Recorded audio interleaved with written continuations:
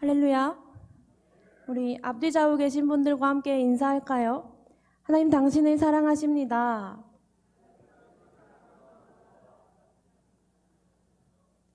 한 번 더 인사하겠습니다. 하나님 우리와 함께 하십니다. 할렐루야. 오늘 여러분과 함께 나눌 말씀은 울고 있는 사람의 이야기입니다. 아침 일찍 날이 아직 어둡습니다. 한 여자가 울고 있습니다. 여자가 울고 있는데 무덤 앞에서 울고 있습니다. 누군가 그리워서 우나 봤더니 이 여자가 무덤 안을 들여다보고 있습니다.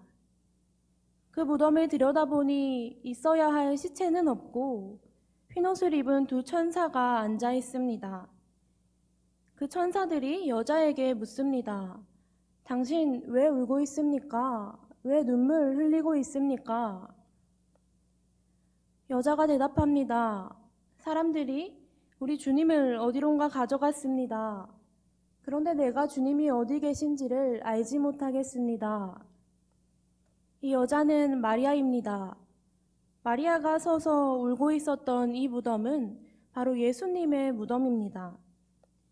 마리아가 이렇게 대답하고 뒤를 돌았는데 한 남자가 서 있습니다. 그런데 이 남자가 또 한 번 마리아에게 말을 겁니다. 당신 왜 울고 있습니까? 누구를 찾고 있습니까? 마리아는 아까 대답했는데 또 물어봅니다. 여러분, 울고 있는 사람에게 자꾸만 왜 우냐고 물어보면 보통은 더 펑펑 울기 마련입니다. 그래도 마리아는 씩씩하게 한 번 더 대답합니다. 당신이 내 주님을 옮겨 놓았거든. 어디 두었는지 알려만 주십시오. 그리하면 내가 가져가겠습니다. 그때 이 남자가 예상치 못한 말을 합니다. 여자의 이름을 부릅니다. 마리아야, 마리아야. 마리아가 알아보지 못했던 이 남자는 그렇게 울면서 찾고 있었던 예수님이셨습니다. 오늘 본문에서 마리아가 울고 있다고 했습니다. 그런데 본문에서 사용된 울면서라는 헬라어 단어 클라이오는 격렬한 괴로움, 비통함, 대성통곡을 의미하는 단어입니다. 그러니까 마리아가 조용히 혼자서 울고 있었던 것이 아니라 땅을 치며 통곡하고 있었던 것입니다. 그럼 마리아를 보면서 두 천사는 제일 먼저 너 왜 우니? 하고 물어봅니다. 그런데 사실 천사들이 마리아가 정말로 왜 우는지 몰라서 그 이유를 물어본 것은 아닌 것 같습니다. 오늘 말씀을 다른 복음서들의 표현으로 함께 보겠습니다. 누가복음 24장 5절부터 6절까지 말씀을 제가 읽어드리겠습니다. 여자들이 두려워 얼굴을 땅에 대니 두 사람이 이르되 어찌하여 살아있는 자를 죽은 자 가운데서 찾느냐? 여기 계시지 않고 살아나셨느니라. 갈릴리에 계실 때에 너희에게 어떻게 말씀하셨는지를 기억하라. 아멘. 천사들이 여기서 왜 우냐는 말은 사실 그리스도께서는 부활하셨는데 그 사실을 어찌하여 모르고 울고 있느냐 하는 질문이었습니다. 하지만 애통에 잠겨 있었던 마리아는 그런 질문을 알아채지 못하고 계속 울면서 사람들이 우리 주님을 어디론가 가져갔다고 계속 통곡합니다. 오늘 마리아의 눈물엔 두 가지 면이 있습니다. 첫 번째로는 진실로 사랑하는 이를 잃었다는 참된 사랑의 눈물입니다. 오늘 본문 11절은 개역개정엔 나와 있지 않지만 원문으론 그러나 라는 단어로 시작합니다. 무언가 반전이 있었다는 거죠. 어떤 반전인지 알아보기 위해서 바로 앞구절인 10절을 저와 여러분이 함께 보겠습니다. 함께 읽겠습니다. 이에 두 제자가 자기들의 집으로 돌아가니라. 사실 이 무덤 앞에 처음부터 마리아 혼자 있었던 것은 아니었습니다. 초반부에 나오는 두 제자가 있습니다. 시몬 베드로와 예수께서 사랑하시던 다른 제자라고 표현되어 있는데 여기서 사랑하시던 다른 제자라는 표현은 요한의 특징적인 표현으로 저자인 사도 요한을 말합니다. 이 두 제자와 마리아는 함께 빈 무덤 앞에 있었습니다. 요한은 처음에 무덤 안에 들어가진 않고 바깥에 서서 그 안이 어떠한가 상황을 살핍니다. 그런데 베드로는 거침없이 무덤 안에 들어갑니다. 그리고 상황을 파악하고 이 두 사람 다 예수님의 시신이 사라진 상황을 알아챕니다. 예수님께서 사랑하시고 예수님과 항상 동행했던 두 제자는 집으로 돌아갑니다. 이들이 예수님의 부활을 믿어서 집으로 돌아갔는가 하니 9절 말씀에 그들은 성경에 그가 죽은 자 가운데서 다시 살아나야 하리라 하신 말씀을 아직 알지 못했다 하는 걸로 봐서 그것도 아닌 것 같습니다. 그렇게 두 제자가 집으로 돌아갔지만 오늘 말씀은 그러나 마리아는 무덤 밖에 서서 울고 있었던 것입니다. 이것이 마리아의 눈물의 첫 번째 면입니다. 참된 사랑의 눈물입니다. 다른 제자들은 돌아갔지만 차마 그 자리를 떠나지 못하고 시신이 어디로 갔느냐며 어디로 옮겼느냐며 애통해하는 눈물입니다. 하지만 마리아의 눈물은 첫 번째 면만 있는 것이 아니라 두 번째 면도 있는데요. 마리아의 눈물의 두 번째 면은 불신앙의 눈물입니다. 참된 사랑과 불신앙이 함께 있다는 것은 꽤 이상한 일입니다. 마리아가 그렇게 사랑해서 그렇게 울고 있었던 그 분은 분명히 내가 3일 만에 다시 살 것이다 말씀하신 분이었습니다. 하지만 마리아는 그 말씀을 잘 이해하지도 못했고 이해하지 못하니 당연히 믿지도 못했던 것입니다. 만약 예수님의 부활에 대한 확신이 있었다면, 분명한 신뢰가 있었다면 빈 무덤을 보고 통곡할 것이 아니라 오히려 무덤이 비어 있으면 우리 주님이 진실로 부활하셨습니다 하며 기뻐해야 마땅합니다. 기쁨의 빈 무덤이 될 수도 있었던 이곳이 부족한 믿음으로 인해 애통의 빈 무덤이 되었습니다. 하지만 마리아는 제자로서 예수님에 대한 애정은 누구보다 강하고 절절했습니다. 하지만 부활에 대한 믿음은 부족했던 것입니다. 다시 오늘 말씀으로 돌아가서 천사의 물음에 이어서 예수님께서 마리아에게 너 왜 우니? 누구를 찾고 있니? 물어보십니다. 만약 마리아가 이때 조금 진정하고 생전에 예수님의 말씀을 기억했다면 앞에 천사의 질문처럼 그 질문의 숨은 의도를 알아챌 수 있었을 것입니다. 하지만 밀려온 슬픔과 애통에 잠겨서 예수님을 알아보지 못하고 누구의 시신을 찾고 있다고 말도 하지 않은 채로 그저 어디 두었는지 알려만 주면 내가 가져가겠습니다 하는 말을 합니다. 이때 마리아는 혼자 있었는데 조급했던 나머지 절절한 마음에 자기 혼자 여자의 몸으로 혼자 시신을 다시 찾아오겠다고 말을 하는 것입니다. 애통한 마음입니다. 애절한 마음입니다. 하지만 그럼에도 그 이면에는 부활하실 예수님을 기쁨으로 기다려야 하는데 그러지 못하고 죽은 시신만 찾고 있는 것입니다. 죽은 것들 사이에서 살아계신 예수님을 찾고 있는 것입니다. 예수님의 너 왜 우니? 하는 물음은 내가 분명 부활한다고 했는데 너 왜 울고 있니? 하는 물음이었습니다. 이 말씀은 마리아에게만 적용되는 것이 아니라 오늘 우리에게 괜한 걱정으로 불안으로 눈물 흘리며 울지 않을 곳에서 울고 찾지 않을 곳에서 예수님을 찾을 때 우리 모두에게 적용되는 말씀입니다. 여러분, 예수님께서는 오신다고 하셨습니다. 그분께서는 우리를 사랑한다고 하셨습니다. 그래도 우리는 종종 불안해집니다. 우리는 종종 슬퍼집니다. 여러분은 언제 애통하고 언제 눈물이 나세요? 저는 쉽게 눈물이 나는 편입니다. 그러니까 잘 우는 편입니다. 제가 최근에 눈물이 났던 것이 언제인가 하니 얼마 전 한 달 전쯤이었는데요. 저희 유치부 아이들을 아동일부로 올려보낼 때 그렇게 눈물이 났습니다. 제가 그때쯤에 진급을 앞두고 있는 저희 아이 중 하나에게 내심 기대하며 이렇게 물었습니다. 아동일보 올라가면 전도사님 안 보고 싶겠어? 그 아이가 제 물음에 잠시 고민하는 듯 하더니 이렇게 대답합니다. 네, 저는 괜찮아요. 저는 애통했습니다. 그 애통한 마음으로 예배를 마치고 또 혼자 눈물을 글썽이고 있던 제게 이번엔 또 다른 아이 하나가 다가와서 말을 겁니다. 전도사님, 울지 말고 저랑 얼음땡 하러 가요. 저 좀 잡아보세요. 눈물이 쏙 들어갔습니다. 울고 있을 때가 아니었습니다. 왜냐하면 그 아이를 잡으러 가야 했기 때문입니다.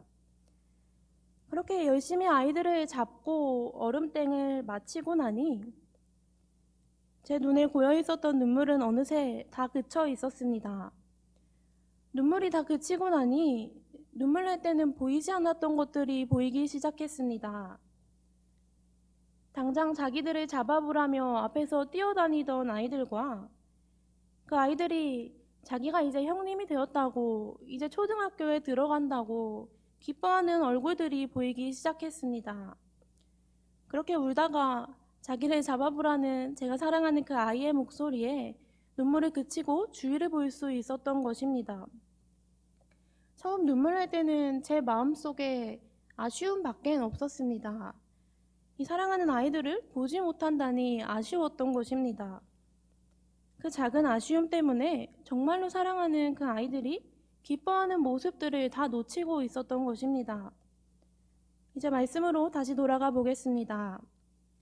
예수님께서는 당신을 알아보지 못하고 시신이 어디 있는지만 알려달라고 말하는 마리아에게 단 한마디로 자신이 누구인지를 드러내고 마리아의 멈출 줄 모르는 눈물을 그치게 하셨습니다.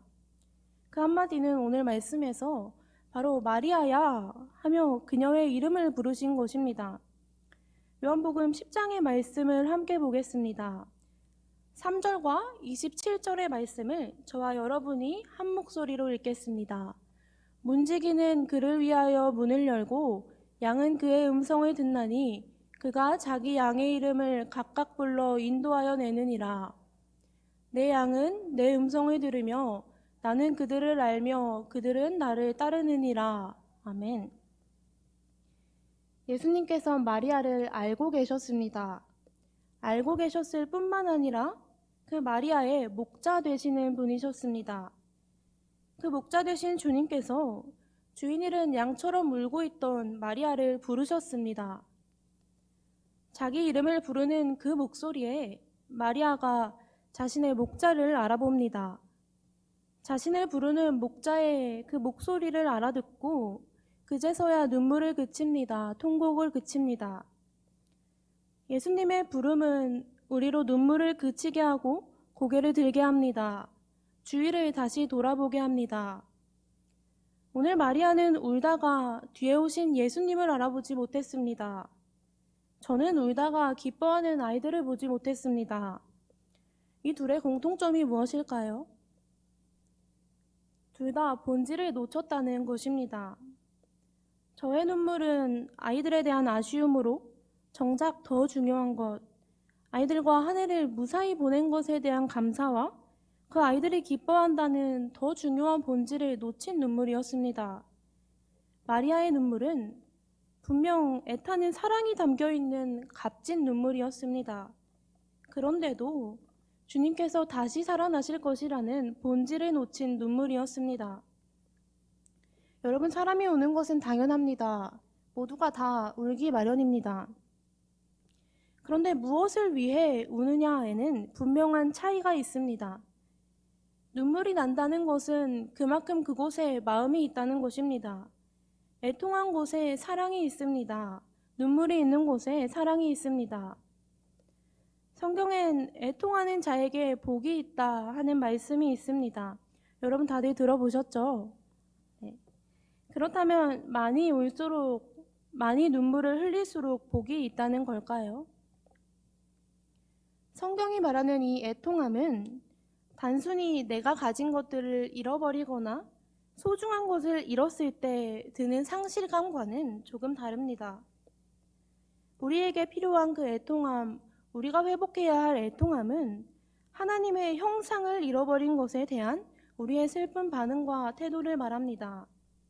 중요한 것은 무엇을 위해 애통하느냐, 무엇을 위해 우느냐 하는 것입니다. 성경을 보면 예수님께서도 애통해 하시며 눈물 흘리셨습니다. 예수님의 애통함을 보면 우리는 무엇을 위해 울어야 하는지를 배울 수 있을 텐데요. 함께 말씀을 보겠습니다. 누가복음 19장 41절부터 42절입니다. 말씀에 저와 여러분 한 목소리로 읽겠습니다. 가까이 오사 성을 보시고 우시며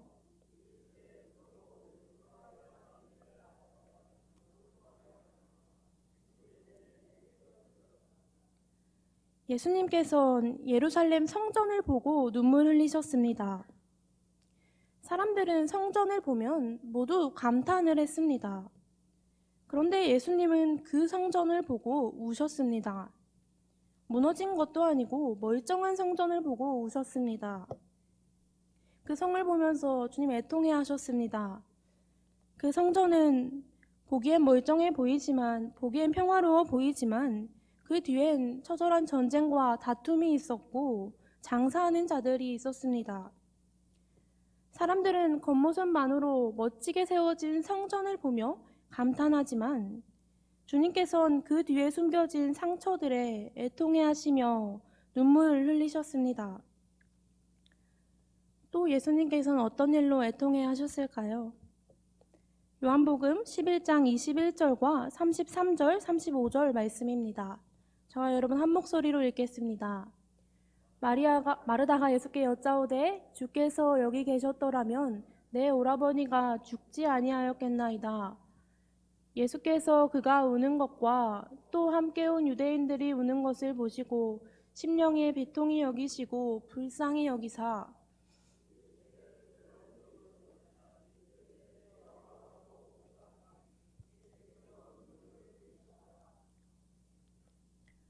예수님께서는 나사로의 무덤 앞에서 우셨습니다. 왜 우셨을까요? 나사로가 죽은 게 슬퍼서 우셨을까요? 물론 슬프셨겠죠. 그런데 예수님께서는 어차피 나사로를 일으키러 가셨습니다. 예수님께서는 곧 나사로야 나오라 하며 그 사람을 다시 살리실 것이었습니다. 예수님께서는 마리아가 우는 것을 보셨습니다. 조문하러 온 유대인들이 울고 있는 것을 보셨습니다. 그리고는 심령에 비통히 여기시며 애통하는 마음에 잠기셨습니다. 죽음이라는 허상에 붙들린 믿음 없는 모습에 안타까워 오신 것입니다. 당시 예수님의 깊은 관심은 죽은 자를 살려내는 것에 있는 것이 아니라 곧 닥칠 십자가 죽음을 바라보고 계셨습니다. 예수님을 믿는 사람들이 예수님이 돌아가신 후에 과연 믿음을 견고하게 지킬 수 있는 것인가 하는 것이 예수님의 깊은 관심이었습니다. 예수님께서는 제자들이 예수님의 십자가 죽음 이후에도 부활에 대한 확신으로 흔들리지 않는 믿음을 갖길 원하셨습니다. 그런데 가보니까 마르다는 주님께서 여기 계셨다면 내 오라버니 죽지 않았을 것입니다. 말하고 있습니다. 마르다의 이 말은 어떻게 보면 믿음이 있는 것도 같습니다. 주님께서 여기 계셨으면 내 오라버니가 죽지 않았을 것입니다. 하는 것은 주님께서는 사람이 살아있을 때는 그를 살리실 수 있습니다. 하는 말입니다. 하지만 동시에는 예수님도 사람이 죽고 나면 어쩔 수 없는 것 아닙니까? 하는 말이 섞여 있는 것입니다. 한편으론 믿음을 보여주면서 한편으론 전혀 믿지 못하는 모습을 보여준 것입니다. 예수님은 당신의 죽음 이후에도 사람들이 굳건히 서서 신뢰함으로 믿음을 지켜나가길 바라셨지만 이렇게 사람들의 믿음 없는 모습을 보시고 애통해 하시며 눈물 흘리셨습니다. 이렇게 우리가 애통함을 회복하자 할 때는 단순히 많이 울자, 눈물을 쏟아내자 하는 이야기가 아닐 것입니다. 무엇 때문에 슬퍼해야 하며 무엇 때문에 울어야 하는가? 그리스도인을 울게 하는 것이 무엇이 되어야 하겠는가 하는 것을 우리가 생각해 보아야 합니다. 앞서 살펴본 예수님의 애통처럼 우리는 하나님의 형상이 파괴된 것을 보며 애통해야 합니다. 예루살렘 성전을 바라보며 멋진 성 뒤에 숨겨진 파괴와 전쟁 때문에 눈물 흘리신 주님처럼 그 겉모습을 보며 감탄할 것이 아니라 그 안에 숨겨진 것을 볼 수 있어야겠습니다. 이 땅에 하나님의 형상이 사라지는 것을 보며 통곡해야겠습니다. 또한 나사로의 죽음으로 슬피 울고 있던 사람들을 보며 눈물 흘리셨던 것처럼 우리는 우리의 믿음 없음으로 애통해야겠습니다. 말씀대로 살지 못할 때 그에 대해 애통해야겠습니다. 죄 때문에 하나님의 형상이 파괴된 곳이 있다면 그곳을 바라보며 울어야겠습니다. 눈물이 있는 곳에 사랑이 있다고 했습니다. 반대로 우리의 사랑이 있는 곳에 우리 주님이신 예수님의 눈물이 있는 곳에 또한 우리의 눈물이 있습니다. 주님께서 아파하시는 곳에 함께 아파하고 주님께서 우시는 곳에서 우리도 함께 울어야겠습니다. 그럴 때 우리의 눈물은 찬송이 되고 주님께 드리는 기도가 될 것입니다. 애통한 것만으로, 가슴 아파 우는 것만으로 주님께서 받으실 찬양이 될 것입니다. 사랑하는 홍광의 모든 성도 여러분, 죽은 것들, 사라질 것들에 울지 않고 주님이 계신 곳에 하나님의 형상과 하나님의 나라에 생명을 걸고 또한 모든 눈물을 거는 저와 여러분 다 되셨으면 좋겠습니다. 그때 주님께서 우리의 눈물을 통하여 무너진 땅을 회복시키실 것이며 우리의 애통함을 통하여 하나님 나라를 이 땅 위에 분명히 이루어내실 줄 믿습니다. 이제 말씀을 기억하며 합심해서 기도하겠습니다. 먼저 우리가 애통하는 그리스도인 될 수 있도록 하나님의 형상이 깨어진 곳을 바라보며 흔들리는 성전을 바라보며 통곡하며 기도할 수 있는 우리 모두가 되게 하옵소서. 또한 사랑하는 홍광교회와 위 목사님을 위해서 이 교회가 주님의 이름으로 하나 되어 한 곳을 바라보며 나아갈 수 있도록 앞장서 섬기는 교회 되게 하시고 모든 일을 사랑으로 이겨내는 교회 되게 하여 주옵소서. 이를 위해서 목사님의 몸과 마음 건강을 붙들어 주시고 더욱 강건하게 지켜주시기를, 그렇게 우리 홍광교회가 말씀으로 무장하여 하나님 나라를 이 땅 위에 이루는 희망의 공동체 되게 하옵소서. 우리 함께 주님의 이름을 한번 부르고 합심해서 기도하겠습니다. 주여! 하나님 아버지 감사합니다. 이 자리에서 함께 예배할 수 있도록 허락하신 이 하루하루에 감사합니다. 하나님, 우리가 애통하는 자가 되기 원합니다. 주님의 눈물이 있는 곳에 우리의 눈물 또한 있길 원합니다. 하나님, 주님께서 아파하시는 곳에 우리의 아픔 또한 있기 원합니다. 그렇게 우리의 애통함으로 우리의 찬양을 받으시고 우리의 기도를 들으실 주님께서 우리의 애통함과 우리의 눈물로 흔들리는 땅과 무너지는 성전을 다시 세우실 줄 믿습니다. 하나님, 사랑하는 홍광교회 위해 기도합니다. 이 교회가 주님의 이름으로 하나 되어 성령으로 하나 되어 같은 곳을 바라보며 한 곳만을 바라볼 수 있도록, 그렇게 하나님의 나라를 이 땅 위에 세우는 희망의 공동체가 될 수 있도록, 그렇게 애통하는 교회 될 수 있도록, 모든 일을 사랑으로 넉넉히 이기는 교회 될 수 있도록 주님께서 함께하여 주시옵소서. 주님께서 함께 하실 때에 우리 모두가 이 일들을 넉넉히 이길 줄을 믿습니다.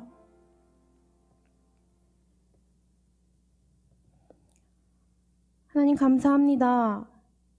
보잘것없는 사람, 보잘것없는 인생 사랑으로 붙잡아 주셔서 귀하게 살게 하시니 감사합니다. 하나님, 우리는 주님을 신뢰하며 주님의 다시 오심을 기쁘게 기다리지만 우리 마음이 때로 불안할 때가 있습니다. 마음 아파 눈물 흘릴 때가 있습니다.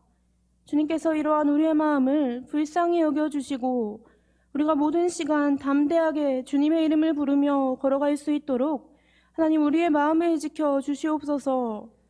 하나님, 우리는 애통하는 그리스도인이 되기 원합니다. 애통할 일에 마땅히 애통하며 주님의 이름을 부르짖는 그런 그리스도인 되기 원합니다. 그러니 주님께서 우리의 마음을 움직이셔서 주님께서 눈물 흘리시는 그 자리가 우리의 눈물의 자리가 되게 하여 주시옵소서. 사랑하는 홍광교회를 이 자리에 세워주시니 하나님 감사합니다.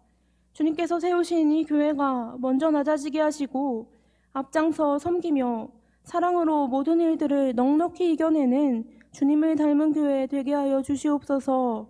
세우신 목사님과 속한 모든 지체들을 성령으로 강하게 붙잡아 주시고 걸어가는 모든 발걸음을 주님께서 주장하여 주시옵소서. 우리를 통하여 하나님의 나라를 세우실 주님을 기대합니다. 우리의 유일한 소망 되시는 예수 그리스도의 이름으로 기도드립니다.